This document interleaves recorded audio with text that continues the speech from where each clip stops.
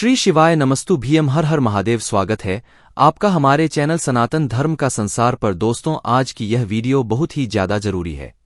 जो भी पंडित जी को दिल से मानता है ना, वो ये वीडियो को पूरा जरूर देखना, क्योंकि इस वीडियो में बहुत ही जरूरी आप लोगों से बात करनी है।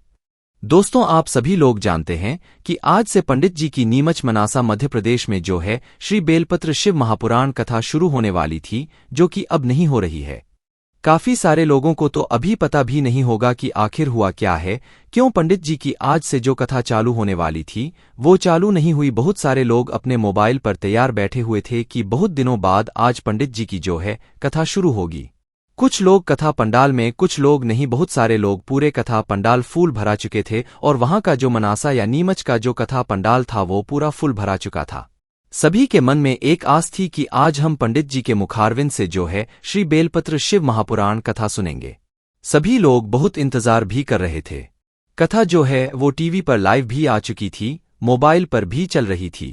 पर जैसे जैसे समय गया और समय बीता तो पंडित जी के आने का भी समय हो गया, और जब पंडित जी आए तो वो व्यासपीठ पर नहीं आए, वो मात्र एक संदेश देने के लिए सभी लोगों के मतलब सामने वहां पर प्रस्तुत हुए।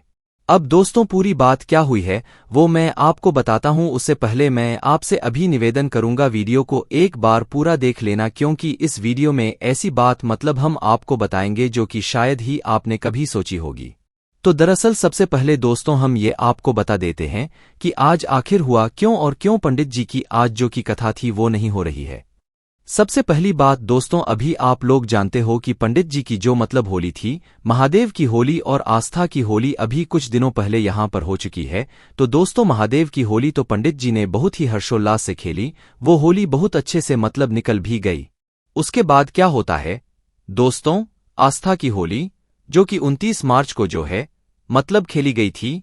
अब दोस्तों, उस होली में क्या हुआ कि पंडित जी जब वो आस्था की होली खेल रहे थे, मतलब बहुत सारे लोग थे, तो आस्था की होली खेलते समय क्या है कि पंडित जी जब होली खेल रहे थे तो उसी समय पता नहीं कहां से एक नारियल उनके सर पर आकर गिर गया। ठीक है, एक नारियल उनके सर पर आकर गिर गया। अब उस समय तो पंडित जी ने उतना ध्यान नहीं दिया कि हाँ, हल्की सी कोई भी मतलब कोई चीज आके लग गई होगी है ना, नारियल था तो हल्का सा सर में लग गया होगा, तो उन्होंने उस वक्त उतना ध्यान नहीं दिया। पर बाद में उन्हें थोड़ा थोड़ा दर्द महसूस हुआ। उसके बाद उन्होंने जब डॉक्टर को दिखाया तो डॉक्टर ने इसे एक बड़ी चोट बता दिया। उन्होंने कहा कि ये जो नारियल आपके सर पड़ा हुआ है, ये नारियल जो है इसकी जो चोट है ये आपके मतलब दिमाग के अंदर तक लग चुकी है, किसी नस में लग चुकी है।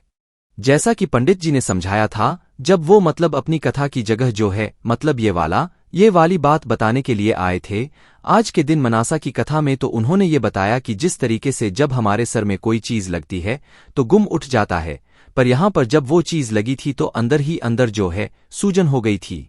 बाहर भी दिख रहा था पर अंदर अंदर सूजन हो गई थी, एक गुम जैसा उठाया था। तो उसके बाद जो है डॉक्टरों को इन्होंने दिखाया। डॉक्टर ने मतलब बहुत अच्छी ये सलाह दी है कि अभी आप अपने दिमाग पर बिल्कुल भी जोर ना दें। ये जो चोट है ये छोटी चोट नहीं है, ये बड़ी चोट है, इसीलिए अभी आप अपने दिमाग पर जोर ना दें। आपको अभी दवाइयों की और आराम की सख्त जरूरत है, ठीक है। तो ये जो है डॉक्टरों ने पंडित जी को सलाह दी। अब पंडित जी ने यही बात जो है आज स्टेज पर आकर कही कि अभी डॉक्टरों की सलाह की वजह से हम कथा नहीं कर सकते। कथा क्यों नहीं कर सकते? क्योंकि कथा को करने के लिए बोलना पड़ता है, श्वास लेनी पड़ती है, पूरा जोर लगाना पड़ता है, दिमाग लगता है, बहुत सारी चीजें लगती हैं। तो अगर इस समय पंडित जी कथा करेंगे तो सीधी सी बात है कि भाई उनके दिमाग पर जोर पड़ेगा और उनकी जो चोट है वो ठीक नहीं हो पाएगी। अब ये बात हम उनके लिए समझा रहे हैं, जिनको बुरा ना लगे। अब हम आपको बताते हैं कि असलियत क्या है। हम अगर पंडित जी की शिव महापुराण कथा को सुनते हैं तो हमारा क्या कर्तव्य बनता है। दोस्तों, कभी आप लोगों ने पंडित जी के उपायों को तो अच्छे से सुना होगा और सभी कुछ अच्छे से मतलब जाना भी होगा, पंडित जी की बातों को भी आप लोग अच्छे से सुनते होंगे। पर क्या आपने कभी ये सोचा, पंडित जी कभी अपने घर पर नहीं रहते हैं? वो हमेशा आप लोगों को कथा सुनाने के लिए एक एक शहर से दूसरे शहर जाते रहते हैं, वो कभी अपने घर पर नहीं रुकते। क्या आपने कभी उनके आराम के बारे में सोचा? क्या आपने ये सोचा कि पंडित जी आप इस वाली कथा को मत करो, इस कथा में आप आराम कर लो? बोलने में बहुत आसान लगता है कि पंडित जी 7 दिन की कथा करेंगे, 7 हर दिन 3-3 घंटे ही देते हैं, पर दोस्तों वो 3 घंटे पंडित जी अपना पूरा दिन देते हैं। क्योंकि आप सिर्फ सामने देखते हो कि वो 3 घंटे की कथा पंडित जी सुनाते हैं, पर उसके पीछे पंडित जी अपने कमरे से बाहर भी नहीं निकलते हैं। वो सिर्फ और सिर्फ शिव महापुराण कथा पढ़ते रहते हैं। शिव महापुराण कथा की बातों को ग्रहण करते रहते हैं, क्योंकि वो जो बातें ग्रहण करते हैं, समझते हैं, वही उन 3 घंटों के अंतराल में वो आपको समझाते हैं। तो क्या आपके मन में कभी ये नहीं आया कि पंडित जी को भी रेस्ट करना चाहिए, आराम करना चाहिए? आप कमेंट्स में श्री शिवाय नमोस्तु भी हम लिखते हो, बहुत अच्छी बात है। क्या आपने कभी ये देखा कि पंडित जी आप आराम तो किया कीजिए, क्योंकि अगर आप आराम नहीं करेंगे तो आपको थकान होगी, और थकान होगी तो भाई आपकी तबीयत भी बिगड़ सकती है। क्या आपने कभी सोचा? हम सीधी सी बात यही कह सकते हैं कि नहीं सोचा होगा ना। और आप सोच सकते हो कि कितने लंबे समय से पंडित जी आज कथा कर रहे हैं, और लाखों लोगों के सामने कथा करना इतना आसान नहीं है। लाखों लोग जब स्टेज के सामने होते हैं ना तो उनकी गर्मी रहती है, वो सीधा सामने पड़ती है। अब आप लोग सोचते हो कि पंडित जी तो एसी में बैठे रहते हैं। पंडित जी एसी में नहीं बैठते हैं।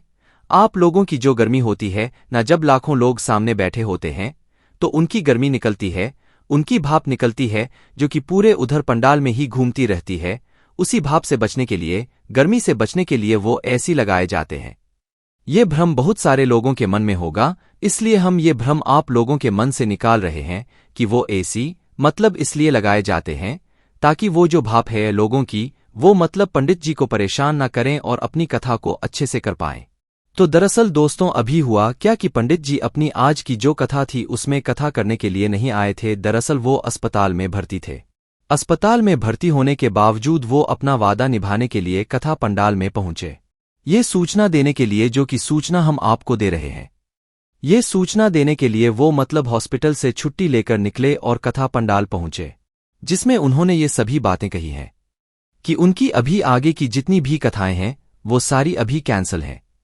जब तक डॉक्टर उन्हें ये सलाह नहीं देते थे कि अब आप अच्छी तरीके से ठीक हो गए हो और आप कथा को कर सकते हो, जब तक पंडित जी अपने आगे की कोई भी कथा नहीं करेंगे।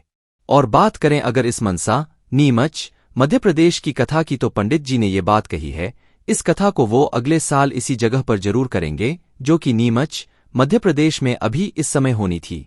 क्योंकि दोस्तों इस कथा की पूरी तैयारी हो चुकी थी, भक्तगण तक आकर बैठ चुके थे, लोग मोबाइल पर कथा सुनने के लिए तैयार थे।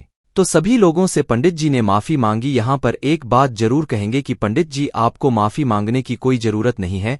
यहाँ पर हम सब कुछ समझते हैं और आप अच्छे से आराम से ठीक हो जाइए, उसके बाद ही कथा कीजिएगा। हमें कोई जल्दबाजी नहीं है, आप अच्छे से ठीक हो जाइए उसके बाद ही कथा कीजिएगा। पंडित जी ने अपनी आगे की जितनी भी कथा है वो सारी अभी एक रूप से कैंसिल करी हुई है, क्योंकि जब तक उनकी तबीयत ठीक नहीं हो जाती, डॉक्टरों की सलाह से वो अच्छी तरीके से ठीक नहीं हो जाते, जब तक वो कोई भी कथा नहीं करेंगे। इस बात का आप लोगों को ध्यान रखना है। जो भी मनसा नीमच की कथा को सुनने के लिए कहीं बाहर से मतलब जा रहे होंगे, वहीं उनके लिए ये संदेश है कि अब आप लोग कथा को सुनने के लिए बिल्कुल मत जाइएगा, क्योंकि अभी वहां पर कोई कथा नहीं होने वाली है। अब यही कथा अगले साल होगी, जब भी पंडित जी का यहाँ पर मन बनता है उस समय है ना। तो इसीलिए दोस्तों मध्य प्रदेश में जो नीमच में कथा हो रही थी, उस कथा को सुनने के लिए आप लोग मत जाइएगा, क्योंकि अभी वहां पर सारे टेंट और सारी कथा पंडाल जो है वो निकलना चालू हो जाएगा, क्योंकि अभी इस समय वहां पर कोई भी कथा अब नहीं होने वाली है। उसके सबसे बड़े कारण ये है कि पंडित जी अभी तबीयत ठीक नहीं है, उनके सर में चोट लगी हुई है, जिस चोट की वजह से वो अपने दिमाग पर जोर नहीं दे सकते और इस कथा को नहीं कर सकते। इस कथा के साथ साथ में आगे की जितनी भी कथा है, आप लगभग समझ सकते हो कुछ महीनों की जो कथा है वो नहीं हो सकती। अब साथ ही में दोस्तों जो लोग भी आगे की कथाओं का सोच कर रखे हुए हैं कि इस समय यहाँ पर कथा होगी तो हम इस कथा को सुनने के लिए जाएंगे, तो जब तक आपको पंडित जी खुद नहीं बता देते कि अब से वो कथा करना चालू कर रहे हैं, जब तक आप किसी भी कथा को सुनने के लिए ना जाएं। ने खुद ये बात कही है, अभी आगे आने वाले कुछ महीनों की जो भी कथाएं होंगी वो सारी अभी कैंसिल है, क्योंकि उनके दिमाग पर अभी जोर नहीं डालना है और डॉक्टरों ने इसके लिए मना किया हुआ है। अब दोस्तों यहाँ पर हमारा काम क्या है, देखो हम पंडित जी के उपायों को बताते हैं, आप उपायों को सुनते हो, आप उपायों को करते हो, आपको उपाय को फल मिलता है। आप शिव महापुराण कथा को सुनते हो तो देखो पंडित जी ने इतने समय तक बिना किसी रुकावट के हमें कथा सुनाई है, हमें उपाय बताए हैं और उन उपाय का फल मिला। शिव महापुराण कथा को सुनने का फल मिला है, हमारी मनोकामनाएं पूर्ण हुई है। पर दोस्तों आज जब पंडित जी की हालत थोड़ी खराब है, उनकी तबीयत ठीक नहीं है, तो उस जगह पर हम क्या कर सकते हैं? उस जगह पर हम भगवान भोलेनाथ से प्रार्थना कर सकते हैं कि भगवान जल्दी से जल्दी पंडित जी को ठीक कर दीजिए। और ठीक करने के बाद भी ऐसा नहीं, हम ये नहीं कहते कि आप कथा करने के लिए आइए, आप ठीक हो जाइए और कुछ समय का आराम लीजिए। कुछ समय का आराम लेने के बाद आप फिर वापस से कथा शुरू कीजिए। ऐसे नहीं कीजिए तो क्या काम रहेगा? आप अगर शिवजी के मंदिर में जाते हैं तो आप शिवजी के मंदिर में जाकर भगवान भोलेनाथ से पंडित जी के लिए प्रार्थना करें कि उनकी जो तबीयत है, उनको जो भी हुआ है, आपको तो एक सही अनुमान नहीं पता है कि क्या हुआ है।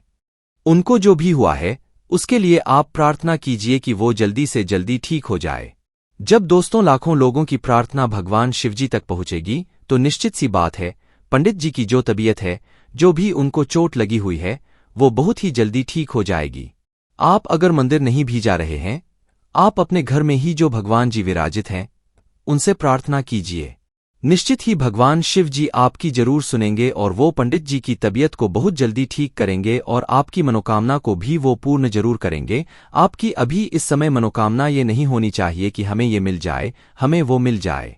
अभी आपकी मनोकामना ये होनी चाहिए कि पंडित जी ठीक हो जाए, क्योंकि पंडित जी ठीक हो जाएंगे तभी आपको शिव महापुराण कथा सुनने को मिलेगी। और अगले कुछ महीनों तक पंडित जी ने खुद बोला हुआ है या उनको डॉक्टर्स ने बोला हुआ है कि वो आपकी कथा नहीं कर पाएंगे, क्योंकि उनकी हालत अभी अच्छी नहीं है। और दोस्तों, हम आशा यही करते हैं कि जो भी लोग कथा पंडाल में कथा को सुनने के लिए पहुंचे हुए होंगे उनको बिल्कुल भी बुरा नहीं लगा होगा। क्योंकि आप खुद सोचो, पंडित जी अपने वचन को निभाने के लिए अपनी तबीयत खराब होने के बावजूद भी कथा पंडाल में पहुंचे। इस सूचना को देने के लिए वो चाहते तो भाई अपने YouTube चैनल पर डाल सकते थे कि भाई अभी उनकी तबीयत खराब है, वो पंडाल में नहीं आ पाएंगे, पर उन्हें अपना वचन निभाना था। एक बार आपने उनके दर्शन कर लिए, वही बहुत बड़ी बात है।